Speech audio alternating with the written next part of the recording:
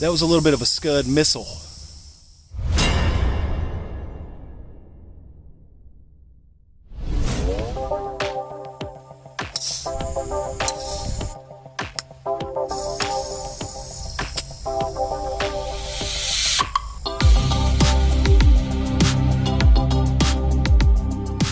The theme for today is pretty simple. You'll notice I'm not wearing a collared shirt. My shirt's not tucked in. I've got on a pair of athletic shorts. I found a course that'll let me play with that attire on. And you set yourself up for some sort of, let's call it, higher expectations. Does that put undue pressure on you? And today I'm testing out clothing. Normally I don't wear nice clothes. I don't wear collared shirts. I don't tuck my shirt in. I don't wear slacks.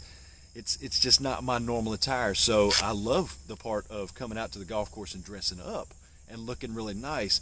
But does that put undue pressure on me because I'm out of my element? So today I'm in clothes that I would normally wear around the house, and I'm going to see if it affects my golf game.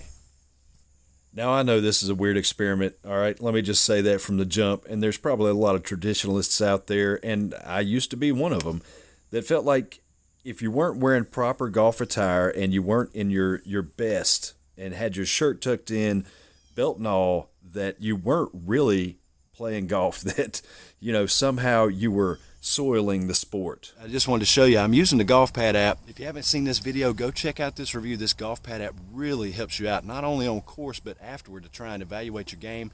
And if you haven't seen it yet, the Zero Friction Tour Spin golf balls. Just did a review on those. I'm playing with those again today. So far, so good. Look, we all know that golf is 90% mental and 10% physical, right?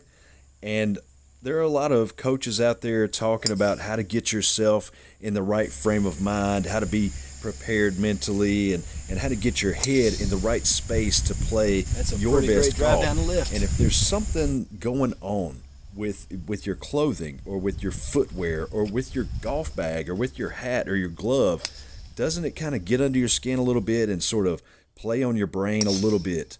Doesn't it kind of get you out of your comfort zone and make you feel like something's not quite right? And if something doesn't feel quite right, then doesn't that translate into your golf being directly affected by that something? That sand got in my way in the beginning and slowed that putt way down, left it 6 feet away, and then I barely missed the 6-footer for par. Damn. In the beginning of the video, I talked about how I don't normally wear dressy clothes. I don't normally wear collared shirts. I don't normally tuck my shirt in or wear slacks. I don't have an office job where I'm dressed up like that. And usually when I'm at home, I'm wearing clothing a lot like what you're seeing in this video today. Heck, half the time I'm out there in the lab playing golf into the net with my pajama pants on. I'm playing a little extra club today because it's soaking wet out here, not only from the dew, but also they just watered the course pretty heavily, and it's early morning out here, so the balls aren't flying quite as far, they're not rolling quite as much, they're not carrying quite as far, and the putts on these greens are really kind of hard to get a read on because as soon as you start rolling the ball, this spray of water is just throwing off of it, and instantly you know you have not hit the putt nearly hard enough.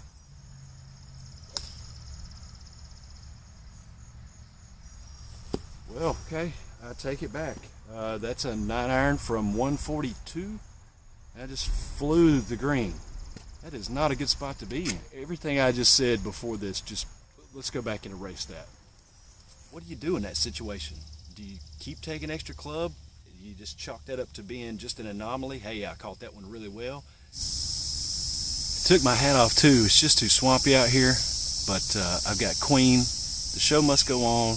Playing in my head right now, so it's Sweet Strikes.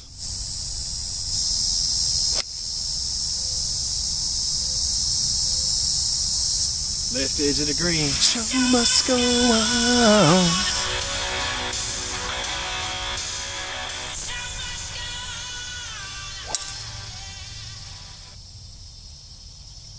That was a little bit of a Scud missile. It's 280 yards I tracked. Out here in these conditions, 280, that's a bomb. You consider the average golfer is driving it somewhere around 220-ish, 225. I know on tour they're driving it well over 300 all the time, I get it. But for us amateurs, 280 is a doo-doo rocket.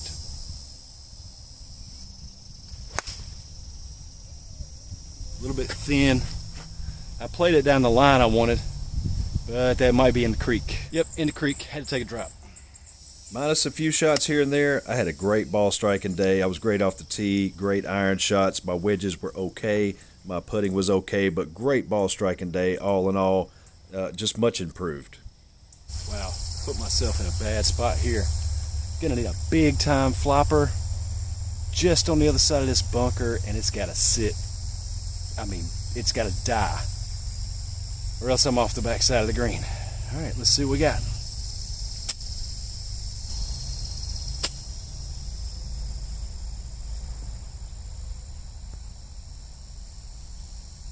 I'll take that any day of the week. That's all I got. Now look, I'm not trying to say that just because you change your clothes or you go out in some fuzzy panda slippers and pajama pants and you wear your favorite Tweety Bird t-shirt that all of a sudden you're going to knock 5 and 10 strokes off your score. That's not what I'm trying to say. But maybe, just maybe, there is something to having the elements that you can control correct around you. And what I mean by that is that you can control what you wear. You can control what you eat before a round, what you drink, what you eat and drink during a round. You can control a lot of those elements. And any advantage that you can give yourself when you're playing golf, especially in a game that is so mental, I just feel like that's at least worth a try. It's worth a shot. I'm playing good golf with a t-shirt on. So that's it. I shot 77, not too shabby. Had some great drives. If I'm honest, my putting let me down a little bit today. Oh my God, it is hot and sticky out there. I think I hit something like 60% of my fairways. I hit like 40% of my greens. I had one birdie, a bunch of pars, and I don't know, I think like 8 bogeys. I had 2 drops, 2 penalty strokes. So if I didn't have those drops, I would have scored probably a little bit better. Honestly, I feel like I played better than a 77, but the putts just weren't dropping. I just could not get a putt to drop. Didn't putt too bad, but pretty much just an average day putting. The beginning, the front 9 was super wet, and the putts were just, I was leaving a lot of them short. But did the clothing, being more relaxed, being more casual, did that help me today? You know what? I didn't really feel much pressure at all. I felt free to swing away. I didn't feel like I was stifled in any way. I did feel a little bit more free, and I got a little confession to make. This is my second time playing in clothing like this, and the time previous to this I shot 76. Last time I played before that, I did wear golf clothing, and my shirt was tucked in, and I had on a nice pair of shorts and a nice shirt, and I definitely looked the part of a golfer. And this is not typical for me, but I shot a 95. I shot a 95. Now, I'm not going to blame that on the golf clothes. I've played plenty of times, played plenty of decent rounds in golf clothes, but I think it was that round that actually made me think about, hey, you know, why all the fanfare? Why are you getting so dressed up as if it's church or some kind of boardroom meeting?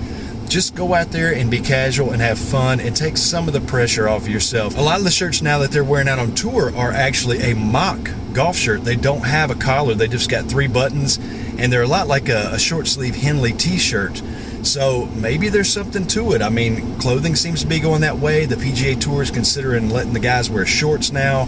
So maybe there's something to the whole clothing stigma that is attached to it. In any event, I appreciate you guys watching. Be sure to click like down below. Subscribe if you haven't already for more content. Got some cool surprises coming for you in the future. So stick around, stay tuned. See you in the next video.